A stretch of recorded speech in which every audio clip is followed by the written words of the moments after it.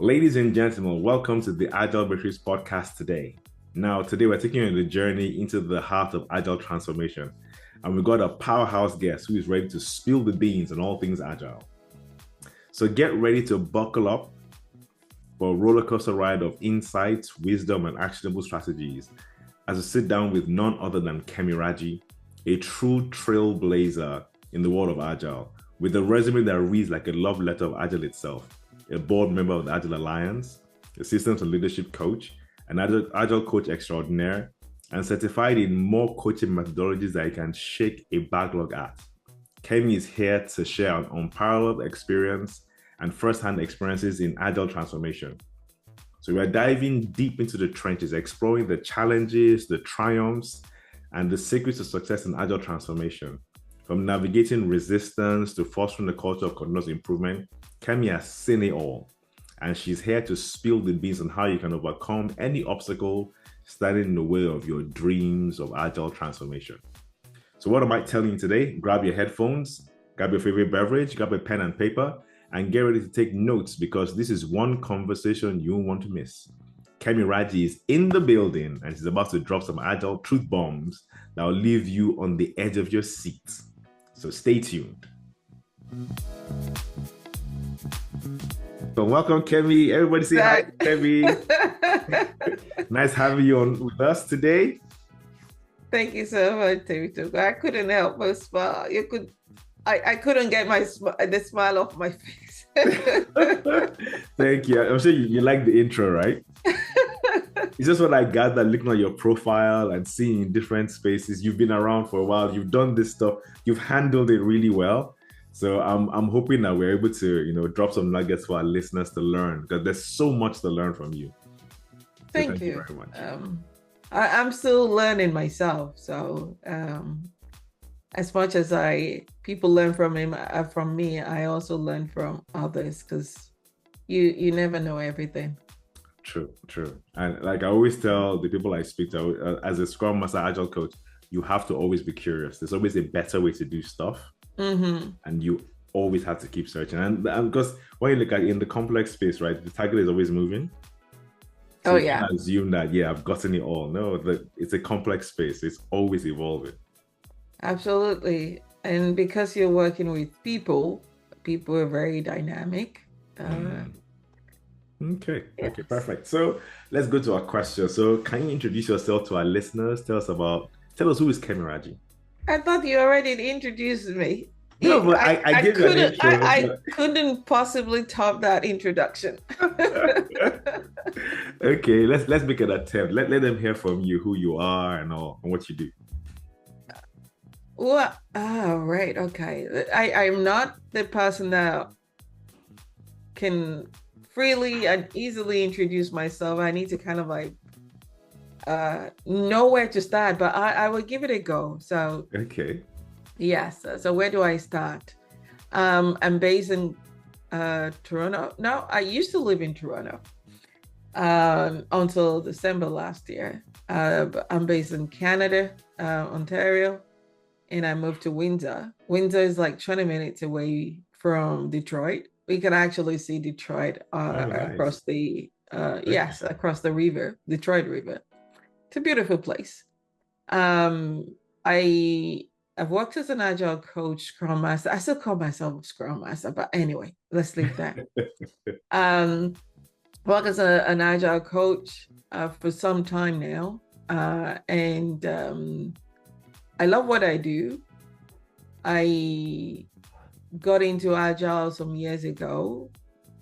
I haven't been a project manager for some time, and was getting really frustrated with the long process of delivery software or delivery products and services that I was working on with some other team, and got introduced to Agile, particularly Scrum. And I thought, that's interesting. You mean you could deliver in small bites, as I call it back then, and you deliver value? And I said, yeah. And I started to look into it. So I'm this sort of a person that if you ask me for something and I don't know, I have to get to the bottom of it.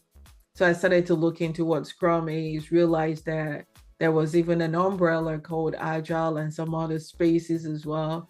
So I focused on one thing at a time. Got a job as a Scrum Master while still working as a project manager. And in Canada, got a job as a Scrum Master as well. So basically, loving what I do in supporting the teams. And then because I always want to look for something new. Heard about Agile coaching. However, I did want to become an Agile coach, and that's why I still call myself a Scrum Master. Okay. But I wanted to become an Agile coach because I was working with this particular person, and they were called senior Scrum Master, Chief Scrum Master. I think that was what the title was. Okay. Chief Scrum Master, and the person was so bossy. They would question every single thing, the other Scrum Masters and myself, because we were about 4 of us in that on that team. It was a large team, and it was split into teams. We were building one single product, but split it into different teams. And it was just chaos. And I said, okay, so this is the job of a Chief Scrum Master to push people around. I don't want to push people around, but I want to do things differently. I want to be more empathetic. I want to be more welcoming and change things because I didn't feel listened to. And that's the whole reason of becoming an Agile coach. Yeah, so what else about me? I volunteer a lot within the community. You will find me speaking at conferences. I haven't done that lately. And I'm on the board of Agile Alliance. And I review the coaching path, which is a CTC of Scrum Alliance. So I'm one of the reviewers. What else do I do in the community? I train, and there is this initiative that I partner with some other folks to do, which is called Agile-demics. Agile-demics is one of the initiative of Agile Alliance, and what we tend to do is get youngsters, young people, students to speak at conferences, but most importantly, to start to share the word of Agile in classrooms and within their peers. I'm not fluent in introducing myself, so I have to pieces everything. So whatever your listeners want to know about me, they should just send me a message. Yes. Don't worry. At the end of the podcast, in the notes you have all your links there, so they can reach out to you. And I've worked with various organizations. One question that I do get a lot is, how did you get into Scrum Master role without any technical background? Because I have a management background. Okay, that's a really good question. Yeah. And I just brought in my transferable skills, basically. And I've worked in several sectors, like the manufacturing, the hospitality, the telecoms, marketing team. So I haven't had a problem where my technical, or people will say I have technical knowledge because I can use the computer, so that's technical. Yes. Software background. And I was just able to speak the language after some time, or to understand the language after some time. So knowing the right questions to ask. And another thing which I did embark upon was to go on and do coaching certifications, training certifications. Being able to ask those questions and comfortable about not knowing what software development is. I think there's something that two things that you said that actually brought something to my mind. You indicated the fact that, okay, you're not technical, but it's one thing to say, because to agree or to accept or to understand as what isn't technical means you've done a measurement. So you've said, well, this is what people are saying, or this is what people need, and this is where I am. That's number one, self-awareness. And I think also you said something about bringing your transferable skills, because being technical alone is not enough to be a great Scrum Master or an Agile coach. Oh, no, It's not no. enough. But what you're saying now is that you brought the skill that you know, the one that you have, your management skills and your people skills, and you brought that into the role. So what I'm hearing that you're not saying is that even though you're not technically savvy, but you appreciate tech, but you focus your strengths on the people part, and you're not afraid to ask the questions to go, what does this mean? Yeah, so that means most important, you're very curious about what you do and who you do with and all that, the team, which is a very good, that's right. I think it's a very good, very, very good skill for it. Because even if you're technical, I've seen people argue on both sides of the equation, where some people say a technical Scrum Master is actually dangerous because the person could then focus on, you know, I had someone at an interview ask me once that, oh, we went someone that was a data Scrum Master, and I was like, why? And her statement to me was so that the person can ask the developers why that is taking too long. That's micromanaging. Yeah, exactly. So, you know, so in that case, if it's taking too long, it's taking too long. You know, but there's something you said you moved from being a traditional project manager to being a Scrum Master. How was that transition? It was hard, you know, from telling, quote unquote, telling people what to do, because as a project manager, you're responsible for all the tasks being completed. So you find people waiting on you for some information, and if you didn't give them that information, they couldn't move ahead. So you literally have to tell, or walk them through. Or if you have good team, they would take the initiative and just do it. And because a lot of the times you're doing front loading requirements, things change, right? Yes. So when things change, you find people waiting for you. And so that mindset was still with me when I became a Scrum Master. I didn't know why people didn't have information, or why sometimes people will be taking in the initiative, or it was just the case, because for project management, you all make the decision. Yeah. You all have to be there. It is one meeting to the other, talking about the same thing.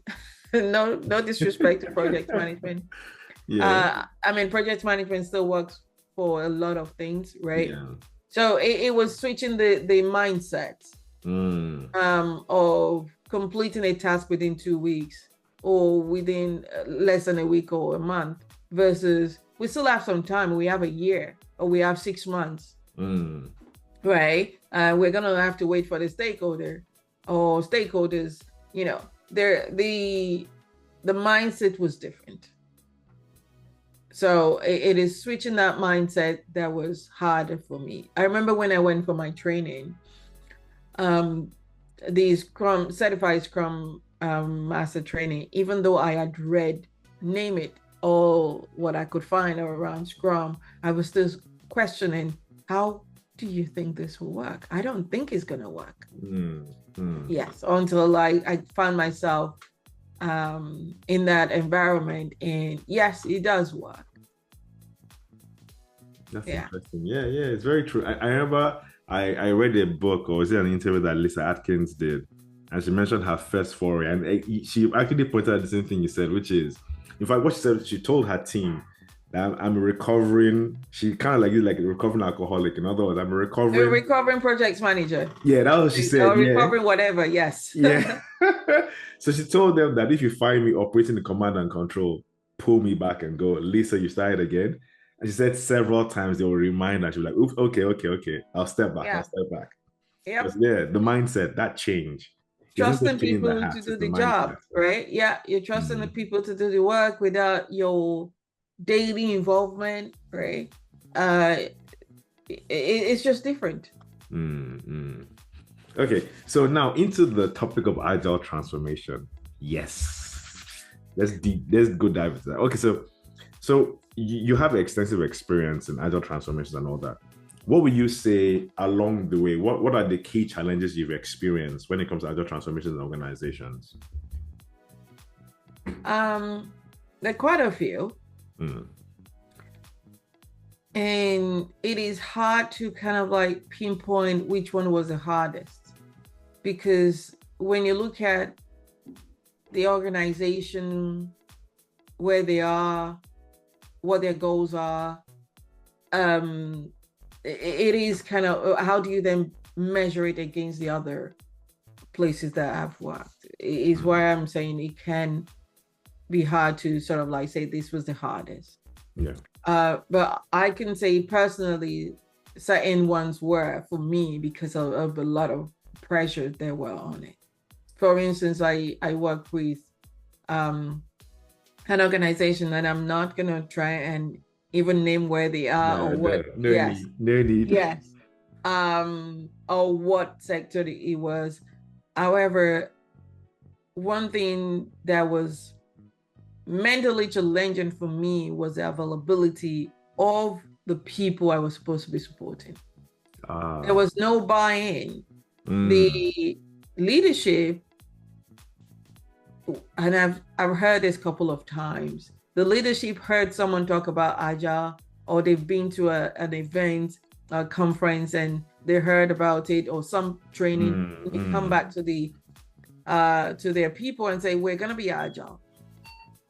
And I'm guessing that's what happened with this particular organization I'm talking about, because they got books for us to read and say, this is the model that we want to follow, without thinking if it was going to be right for their own business or not, or what is even their strategic goals. Anyway, the availability or lack of it was a big pain in the backside. I couldn't get them to commit. I requested 1 hour every week. I didn't get it. Wow. I didn't get that. 1 hour. However, yes, the leaders were saying to me, we don't have results yet. I said, yes, we don't have results yet. And that's because I can't get these people's attention. And it's not because they don't want to be, but they're ever on the roads. Yeah. Because that's the nature of their job. So that was not factoring. The expectations were just not reasonable. So when I realized that they were asking for a unicorn, I left. Because there was no way I could have done anything with those people, the teams I was supposed to be changing to Agile. Yeah. I think, I've had a similar experience. And one thing I've realized, I love leaders, like you said, they go for a conference, they see the pretty PowerPoint slides, they see an organization that went 3x, went Agile, and they go, that's it. So they come and then they hire us and they say, yeah, go make them Agile. Yep. They're not part of it. They're just outside the equation. Or not that they're meant to be in the equation, sponsoring the move, but they go make them Agile. And then the people that you're trying to work with, they have their own targets regarding work. Absolutely. And they can't stop.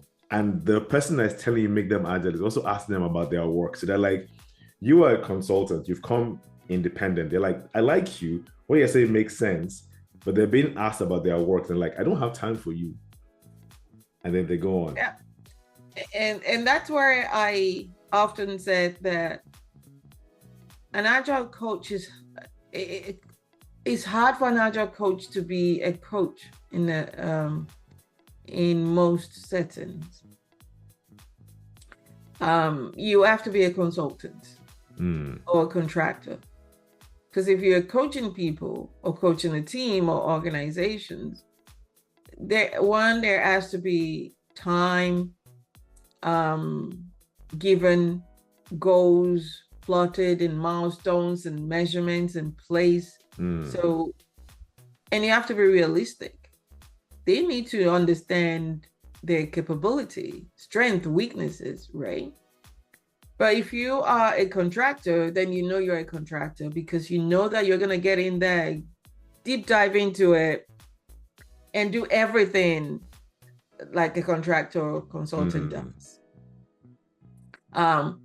Another of a challenge which I've seen is organizations focusing too much on frameworks.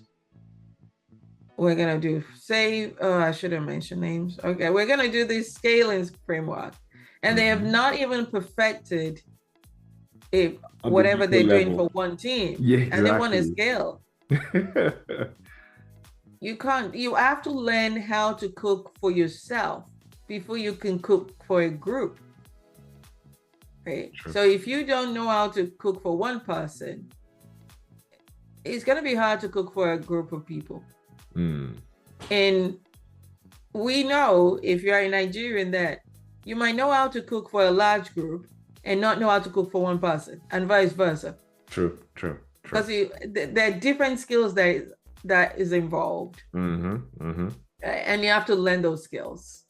So similarly, when you're doing Agile Transformation, it is not about what you've seen done somewhere else.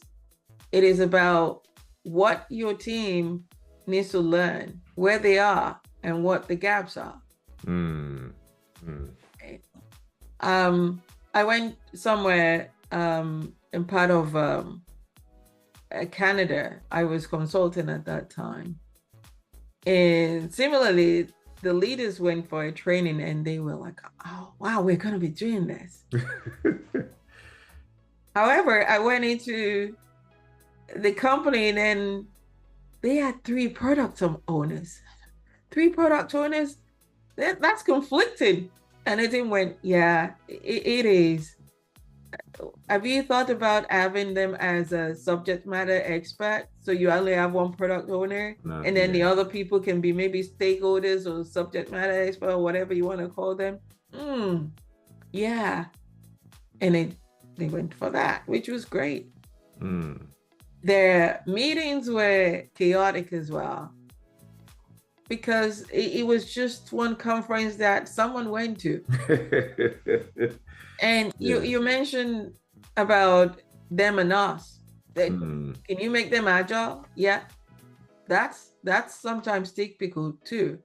They don't think that them as a lead or as leaders needs to be involved. Yes, you need to make changes from bottom up, but at the same time, the top needs to be involved in the changes that you're making. Right. I work with a company whereby the only time the leaders show up is when something is wrong. So all the operational teams, let me just call them operational teams, all the delivery teams are on one floor, and the leaders are all of them on another floor, because that's the way the hierarchy thinking. Well, that's the hierarchy but then I don't know. I think that's the way it's just designed, that the delivery teams will be on one floor. And I don't know if they could have done it differently and mix it, but maybe that's the way, because sometimes you have to think about the lease and everything like that. The building, the structural, yeah. I'm guessing that's probably what happened, but by default, it went into the delivery team at the bottom, and then all the leaders at the top. But they never go to the floor of the delivery team. They didn't. They didn't. So it would have been different if, they are separated by floors, but the leaders naturally will flow into, but it didn't happen until we pointed it out to them and said, have you realized that you're actually hierarchical, in every aspect? Yeah. And that's very interesting. There was a place I worked that there was a day we were on the floor. This is me with the teams and all that, and we were doing our work. I just looked and I was like, who is that guy in that corner wearing the nice shirt and the chinos and all that, looking neat but doing his work? I'm like, oh yeah, that's the CEO. I'm like, oh really? It was just on the corner on the developers. So we had a massive floor for developers and the Scrum teams and all that. It was just took a corner of a table. He didn't even take a whole table. So the people across him doing their work and just sat down there and was like, but it looks different too. Yeah. So the leaders is to they need to be more involved. in the Agile Transformation. But where I have slightly see it worked, but then there were still some, spanners in the wheels, but they did try. Was an organization where I worked, and they tried to follow some of the things that were suggested. For instance, in the Scrum Guide, or even some of the thought leaders. Okay. For instance, we had the team select themselves, right? Oh, nice. Yeah. So they form a team, or they form teams, and then I think the product owner and the Scrum Master is decided, and they would go over the product goals, what the deliverables are, and then ask people to form a team. So they pull in one. If I know that a team interpret works very well with me, whatever, I will pull that person. In. But the downside of it is that they now brought in their friends, right? So we didn't put in some criteria for team formation. Yeah. Right? But it worked really well. But the other downside about that was that they were having to change too frequently. So it's getting the balance. We eventually delivered the product and services within a short space of time, because people were working with people that they like and on product and services which they are invested in. So talk about building products around motivated individuals. Yeah. That's very true. You remind me, if I was writing that, I need to find that video. I watched an interview with Patricia Kong. I was talking about the Nexus framework. The person she interviewed talked about how they deployed Nexus in the organization, and they mentioned what you just said, which is self-selection. But I think what they did was then to create criteria. So they said, I think something like 2 SMEs cannot be in one team. But they said it took them like 3 trials and everything was set up. So that's very interesting. What I'm hearing from you now is that part of the issues part of the challenges of Agile transformation is, number one, executive involvement, then also availability. So obviously that also ties to executive sponsorship, right? It's one thing to say, it does. Go do this. It's another thing to say, we are doing this together. Yes. Banking the time, because some of these things will take time. Then I'm also hearing structure also has to be there, because it's one thing to say, we're going to transform. I think the other part that I've also observed that doesn't normally happen is the transformation is usually seen as the end goal, but actually transformation so that we can do something. Absolutely, yes. And some even recently, some organizations don't even want to hear the word agile because it's a tricky word for them. So you would often hear new ways of working, different ways of working, change management. Of course, agile is change management. True. You always looking for ways to improve. It's a continuous improvement. That's change. Yeah. Okay. So one question. Now, obviously, you've had some success stories in your Agile transformation journey. Can you share one? Obviously, not going into specifics of names and all that, but can you share how you were called, what you did when you started, how the organization responded, and what the end result was?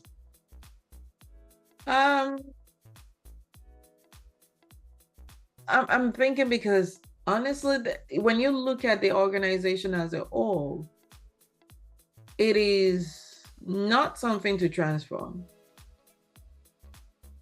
because it's big. But when you compartment them and put them in smaller chunks, you can then measure the transformation. Okay. I haven't worked in spaces whereby it is go transform the organization, and I'm still trying to look for someone that has. Okay. I have worked with big organizations, provincial governments in Canada, I've worked with federal establishments or agencies. So think about that. I don't see how you would A transform whole. Yeah, the yeah. Okay, organization. okay. So maybe let me But rephrase the question. So maybe in sectors, how it has been, in the sectors you've yeah, been involved in. but if you break them down, and Mm, if it was a small organizations, perhaps yes, you could say, well, I went in and transformed the organization.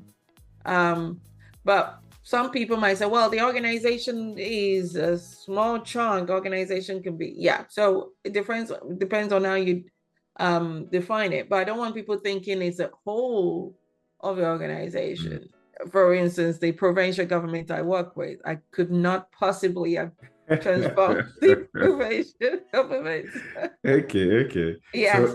in However, where you've been involved, yeah. yes, however, when you talk about perhaps a unit or some unit or multiple units working together, Mm-hmm. those kinds of things, yes.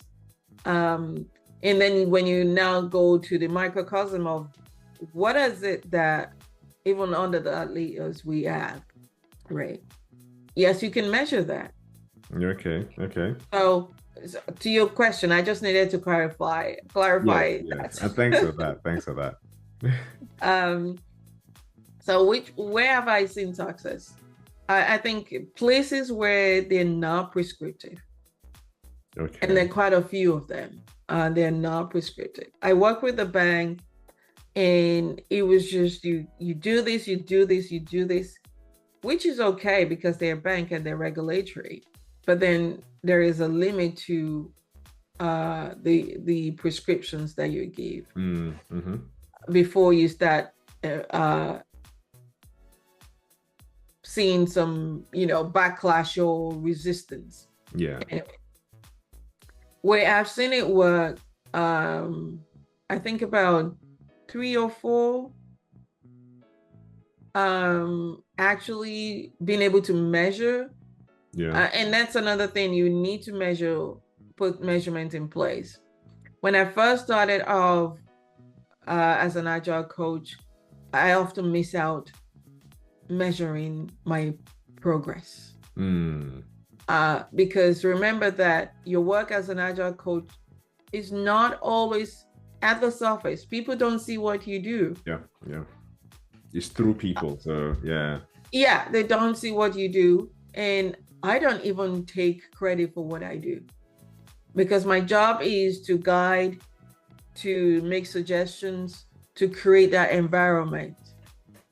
If people don't want that to happen, I can only suggest. Yeah. You can't force people, Mm. right? So places that I have had success story, in my own opinion, again, this is not me, these are the teams I've worked with. Yeah. Where I have basically asked them to do what they want to do. I said, go ahead, you do it, and then we will learn from it. And they've come back. For instance, there was some teams I work with, and the goal I was given to when I was a contractor was, can you help turn the daily scrum around? And I thought, daily scrum. And the way I look at things is that you have to ask yourself the 5 whys. So why is your daily scrum not working? Why is it that you want the daily scrum to work? Kind of a thing. But anyway, I was a contractor and I was being paid to do what I'm told to do. So I went in. And the daily scrum wasn't so great, which was quite all right. But there were other factors which made it not all right. And I think 3 or 4 weeks into they were the people that brought me in were already asking, Kemmy, what are you doing about the daily scrum? Because it's still not working. So I had to take it upon myself, rather than coaching them, to do some visible things. And that's when I started to put things into perspective. So here is what I'm doing.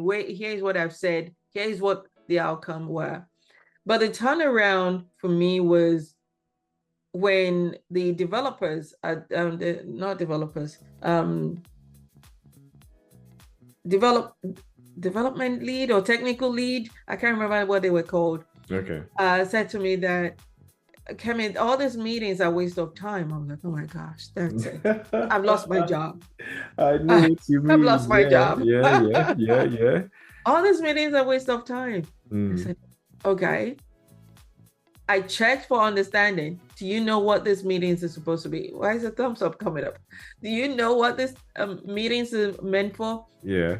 And they were able to explain. So these are how many teams? 6 teams, right? And each of the development lead or technical lead were able to explain to me what all the meetings are for. So they know, they have an understanding. And then I said, so what do you want to do differently? And they explained to me what they want to do differently. All right. So what happens if it doesn't go as planned? They told me. So it seems to me that they had already thought everything through. And I said, okay, I just have to do this. So when do you want to start? Not doing any meetings. They went, tomorrow. I said, oh, okay. I was saying, my job is gone, I know, but I have to listen to these people versus listening to the leaders. Yeah. So they said, well, we'll start tomorrow. I said, okay, no worries. But Kemmy, we will come and give you a report, and the product owner. So that was a technical lead saying that they will. I said, okay, no worries. Let's do this. I was just joining in as I used it, everything that was happening. Yeah. And then the second day, the technical leads came, and I was asking some questions because obviously I needed to feedback. And the product owner was also asking questions. They went, oh, no, we have to go back to the developers and everybody else. I said, okay, that's fine. So there were no meetings at all, Scrum meetings I'm referring to, and there was no working together with them. So the product owner, the Scrum masters, nothing like that. And then the third day, they came back, and it was the same scenario. They couldn't answer the questions. Came and talk about the third day, they all came back. This is not working. I said, what? What's not working? Yeah. And that was a turning point. It was a relief and an eye-opener to that. Why don't you leave people to uncover the purpose or the benefit of what the leaders are trying to get them to do? Because if I was just pushing on what I've been told to do, which I initially was, and they were not agreeing to it, I would have lost my job because they are not happy. They will keep complaining about me, telling them, pushing and whatever they felt I was doing. But they discovered themselves why Scrum and those meetings, yes. And they even suggested how to make it more productive for them, because it's all about them. Yeah. So that is one, and just look at the smaller thing and 6 teams. Yeah, it cascaded to the rest of the teams, right? Because they are now, go look at those teams. They're doing their Scrum meetings very well. You know, what you just said right now reminded me of something that we tell people, that as a Scrum Master, all of our work exists in the transitory states. There's what you meet, and there's what we're trying to do. And we spend all our time here trying to get them, because like one of the podcast interviews I had with one professional Scrum trainer, Sam Adeshoka, he mentioned something that as a Scrum Master, when you get to an organization, a Scrum Master Agile coach, that the first thing your first stance is to understand that, you know, they've gotten to a certain extent, intelligent people, they don't know everything. So you start from where they are, like we say in Kanban, start from what you do now, and then you coach them in the right direction. Like I read somewhere yesterday, the guy said stumbling upwards. Yeah, makes exponential change. Yeah, exactly. It might be that little change, but I think one thing I really loved and I struck my nerve when you said it was, it's one thing to come in and say you have to do this. It's another thing for them to understand. Yep. And one thing you showed here was that once they understand, they take ownership and design it for themselves. Yes. So like you said, they started saying, oh, this has to make it work, which is the essence of your role to get them, like you said, create the environment where they then take ownership and they start to design it and make it theirs. And that way they then get the benefit of the event. It then becomes something they're looking forward to. Absolutely. I didn't even say, well, I thought you wasn't going to work. You need to. I didn't even. I just said, right. Okay. So what do you want to do differently? And they told me all the things that they want to do differently. And because they were committing to it, yeah, the leaders had no choice. And you'd be surprised to ripple through. Yeah. Wow, that's powerful. In fact, I had some Scrum Masters come in to observe and say, how did you guys do it? So that's how you transform the organization and not compelling people to do stuff. Yeah. In fact, I was telling someone just before this call that you can make people do what you want them to do. And people are generally obedient, they will, but the second time they won't. They may just do it the first time out of shock. But the next opportunity, they're going to be like, no way. You know what I say is that if you're telling me what to do, I will listen to you. I might pretend I'm listening. But guess what? I stopped listening at some point. And I will still go ahead to do what I want to do. So and that's how it is. So yeah, I see. And one thing you said is really powerful, that because when you look at it, we use the big terms, the transformation and all that, but really it's the little things that go a long way. Because eventually they cascade, they multiply. You said something, you said the multiplier. There's this math equation I saw some time ago online, and it's 1.01 raised to the power 1, I think, or something like that. And then that raised the same number raised to just a little higher, but it's like 200 times increase in the value at the end. Increase in it, yeah. So it's just that little thing. So what I'm hearing now from you is that as an agile coach, if I'm involved in anything, what I should be looking at is those little changes, because they multiply. It might not necessarily be, let me recap. You said first things first, measurability. You have to take a snapshot of where you started from, and then be able to track what you're doing and what the impact is, since the impact of your coaching is actually through people. So first things, measurability. And then the second thing is not forcing them, but creating the environment where they can pick up what they need to pick up to improve. So that also means at the first instance, when you see something that is wrong, you don't act shocked and go, oh no, you can't do that. No, you. Yeah. But when you think about it, just as you're saying it, because we've been told as a Scrum Master, as a coach, go fix this. Yeah. As human, you naturally want to fix it. But after going through all my coaching certifications and training and practicing, and Kemmy has a lot of them. I've realized that people don't need to be fixed. Yeah, when you see everybody as a problem, you want to solve that problem. So when we're going into, even if you've been told, can you fix the daily Scrum? You know that you're not there to fix it. You need to ask the people, tell me what's going on. What is my role here? I mean, someone has told me my role was a pain in the backside. And they said, oh, right, I know. So you can just imagine. So it's not like people don't want to change, but there are different ways. And first is listen to them. But guess what? You don't always have the time. Because some people were pressure. Where are the results? What we're paying you, we have to justify it. And we're looking at a budget cut. and the role of a Scrum Master or the Agile coach is the first to go. So you want to be seen doing something. Yes. So that's where the measurability comes in, because you have to be able to demonstrate they're adding value. Yes. I've actually suffered the consequence of what you're talking about. There was a role I had that when I started, their teams were in bad shape, really bad shape.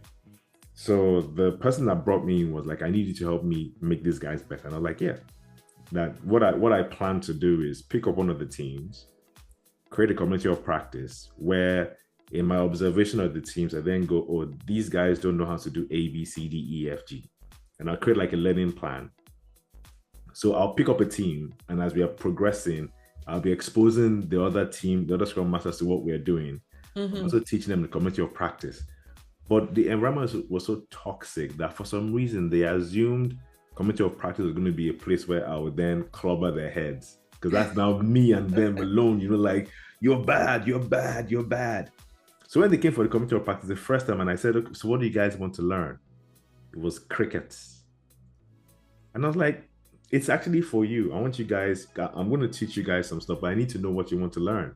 So I put a mural board in there, buy and sell. I want to learn this. I'm going to teach that. And we started. And I think I made the mistake, which is what you said. I didn't have some measures at the start. So the guy that had me kept on asking, like you said, what's going on? What's going on? And I was like, oh, I'm doing this. But like nothing is changing yet. And I kept on telling him that it doesn't work that way. No. You need to switch. because I had to explain that what you are seeing is not the problem, it's a symptom. The problem is deeper. Yep. Like you said, if the daily scrum is ineffective, it's not because they don't want to talk. There's something making them not share. It's either the structure, either the values are wrong, either the environment is toxic. So you have to fix all those things first. And sometimes it takes a while to find the roots. Yep. So after a while, I just said, no, do you know what? I can't do this anymore. I'm out. I'm trying to do the work, but you're always, interjecting with, where is it? Where is that? And I was like, no, it doesn't work that way. It doesn't work that way. It's not I'm not going to switch on transformation, That is so typical. Yeah, it's not a switch. You can't flick it whenever you like. Yeah. Okay, so I'm thinking now, with your years of experience in Agile Transformations, being a Scrum Master coach, now you have a lot of these skills and certifications that are actually golden in the era that we exist in today. So if you're going to speak to a new Scrum Master or a new Agile coach, or someone that's been there for a while, maybe not as experience, what would you say you've gathered that, or I asked someone this question once, if you could go back in time and you met yourself as an upcoming Scrum Master and Agile coach, what will you tell yourself? Gain the experience first. Okay, so gain the experience first before. Yep. However, the real world we live in, they ask for certifications. The certifications is just the tip of the iceberg. You might as well be reading podcasts and things like that and gain valuable advice, suggestions, ideas. Because when you look at the role of a Scrum Master or that of an Agile coach, you learn from others. So if you are talking about certification, and just because some organizations say certification, but your mind and soul is not in the class, it's a waste of time, right? Some people get the certification or certifications just because it is a certification. It might as well be a certificate of attendance. But there is a quality to it. There was a period whereby that was a period that was often on LinkedIn, where you would see some congratulations, I got my whatever, and you look at it and you think, okay, what was that? Even the certification is not worth whatever it was printed on. So you want to move away from those kinds of things. So that's what I meant by getting certifications just for the sake of it. Yeah. No, You are better off getting experience. Mm. And people will say, well, nobody wants to give me that experience. Create it. Mm. If you want to be a Scrum Master, find a volunteering role. Transferable skills are there in a lot of roles like events manager, events planner, those kinds of things, or project coordinator, even marketing assistant, those kind of places, or outreach, whatever. There are transferable skills. Mm. Because you can actually use Scrum, you could use Agile in those spaces too. If you are an event planner or events coordinator, whatever it can be, for example, you're working on a mini project because there is an event coming up. Yeah. Right? Okay, who has the vision? That's a product owner. Who's going to be coordinating the logistics? So that's you. You're the coordinator. Yeah. So you're the Scrum Master. Who are the people working on this project? They are the vendors. So they are your developers. Yeah. That is your Scrum team. Mm. So you can find opportunities in anywhere. Some people will say the red car syndrome, right? You would find opportunities. You don't see the red car until you start to think about red car. Yeah, in every car you suddenly see is that car. Exactly. So look for opportunities. Whatever role is it, how can you find your product owner? And there's always a product owner. Even at home, right? At home, who makes the decisions? So, well, most of the time is a woman that makes the decisions around the house. The men tend to think they do. But when it comes to shopping, the woman makes the decision. When it comes to food, the woman makes the decision, right? And those are the kinds of things I'm talking about. Not that they make all the decisions. But I get. Yeah, the day-to-day decision, which is what you want, right? So who's the product owner in that house? And it could be maybe another person, not necessarily the woman, but that's what I'm used to. So I give this an example. So who are the developers? Maybe you have kids. Yeah. So they could be the ones that are suggesting, can we have cookies today? Or are we having pizza? Can you come and taste this food? Yeah. You could create. I used to have, when my kids were younger, we would have a task board, and it was around cleaning. It was around cleaning because I found myself always shouting. Yes. So let's do the task board. We do a planning session. What are we going to be doing this week? We'll put it on a list. When is it going to be done by? Put it on the thing as well. Great. What does it mean to be done? We define what it means to be done. And I will have a peace and quiet. Because the next time I check will be the date we said we're going to check. Yeah. The review. And I could be assured that they've done it. Right. So all this experience comes in various shapes everywhere. You just have to find it. So gain that experience and then go do the certification. But for certain people, training, let me use the word training, they want to go and they want a training fast because it boosts their confidence. Okay. That's fine too, right? But experience is the best. And at least all your transferable skills. You'll be surprised that you can become a Scrum Master. I mean, take for instance, someone doing customer service. They have the skills. They listen to people every single day. They have empathy. Yep. And they know how to manage customer service to be happy. Everybody calls like, it's not working. They know how to still be diplomatic, even if you raise your voice because they know that you're raising your voice not towards them. So you don't need to have a technical background. Well, I don't. Oh, wow. Yeah. Thank you very much for that. And one last thing that I would suggest to new Scrum Masters coaches is that expand your horizon. The knowledge of Scrum, Agile frameworks, approaches, name it, is maybe 5 to 10% of what you need. However, your communication skills, your leadership skills, influence, all those skills makes up most of the time of the skills that you need. Because 80% of your time is spent facilitating things. And I don't mean meetings.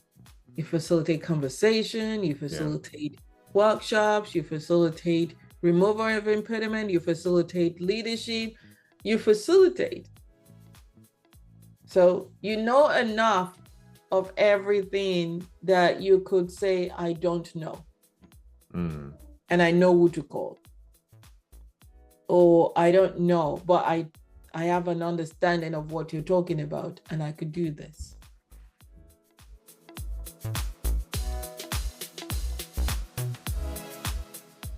And that's it, dear listeners, bringing us to the end of another fine episode of the Agile Matrix podcast. And before we part ways, let's take a moment to extend a heartfelt thank you to our incredible guest, Kemmy Raji, for gracing us with our wisdom, our insights, unparalleled expertise in Agile transformation. Kemmy, you've left us with inspiration. We are ready to tackle any Agile challenge that comes our way with the right mentality. And to all our listeners out there, don't forget to hit that subscribe button and join us on this epic journey of exploration, discovery, and transformation. We are committed to bringing you thought-provoking guests, actionable insights, and game-changing strategies that will take your Agile journey to new heights. So thank you very much. Stay tuned, stay hungry, and keep chasing that Agile dream. See you in the Agile Matrix. Thank you.